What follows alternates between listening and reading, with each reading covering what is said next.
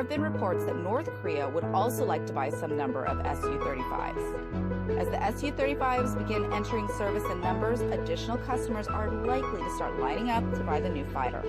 Number 4, Amur-class submarine. While Russia builds sophisticated nuclear-powered ballistic missile and attack submarines like the new Bory class and the Severodvinsk-class boats, it is a near certainty that those vessels will never be exported. Russia has only ever allowed India to lease its nuclear-powered submarines. India currently leases the Akula II class attack submarine, INS Chakra, also known by its Russian name, Nerpa, K-152. Most other client states will buy advanced Russian diesel-electric attack boats, the latest of which is the Amur class.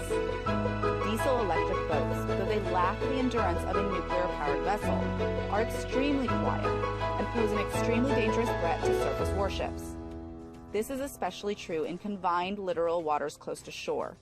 The Amur-class boats, which are derived from the Russian Navy Project 677 Lada-class submarines, are designed specifically for the export market. Compared to the older Kilo-class design, the Amur is much quieter, largely thanks to its new single-hull design, and is far better armed. It can also be fitted with an air-independent propulsion system, which means it can stay underwater for a lot longer than conventional submarines that are not so equipped. The Amur class is equipped with 4 533mm torpedo tubes and 10 vertical missile launch tubes. It can travel at speeds of 20 knots and has an endurance of at least 45 days. Russia has not yet found a client for the Amur, but given that the older Kilo was very popular, it is near certainty that they will make a sale sooner rather than later. Number 3, T-90 tank. The Russian T-90 main battle tank is the most advanced current Russian armored vehicle until the Armata series enters service. Though the designation is new, the tank is, at its core, a very heavily upgraded Soviet-era T-72. The T-72 was originally intended to be produced in huge numbers as the Soviets' Army lower-tier tank, while the more capable T-80 was reserved for elite units. However, after the T-80's less-than-stellar performance during the first Chechen conflict, the Russian Army chose the T-90 over upgrade version of the T-80 for future orders. While its original lies in T-72, the T-90 is an excellent tank that is far less costly than its Western counterparts like the Leopard 2 or the M1A2 Abrams. In effect, the T-90 combines the armament, sensor, and fire control systems of the latest version of the T-80 onto the T-72 chassis. It also adds a new composite armor matrix and contact 5 explosive reactive armor. The Russian Army has almost 1,000 T-90s, but the tank has proven to be popular with the Indian Army, which fields perhaps the most advanced version of the vehicle, with better sensors and protection among other features.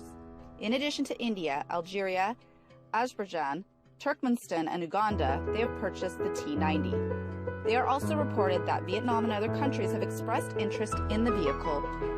Russia is currently offering an upgraded version called the T-90MS for sale. Number 2, P-800 Onyx and BrahMos anti-ship missile. Originally developed by the Soviet Union, the P-800 is a supersonic anti-ship missile that was later jointly developed into the Indian-Russian BrahMos. The weapon can launch from ships, submarines, aircraft, and from land. While it is primarily designed to be used as an anti-ship weapon, the near Mach 3 capable missiles can also be used against land targets. It has a range of about 300 kilometers or roughly 186 miles, which means it far outranges the U.S. Navy Harpoon anti-ship missile. According to U.S. Navy sources, the BrahMos is a particularly dangerous anti-ship weapon. While they could not disclose specific details, something about the BrahMos flight profile makes it especially problematic to encounter using existing American ship defenses. Both the original Russian version and the Indian Russian version of the weapon are available for export. Vietnam, Indonesia, and Russia operate the Bastion P shore-based version of the P-800 weapon. India operates the BrahMos from its ship, aircraft, and shore batteries.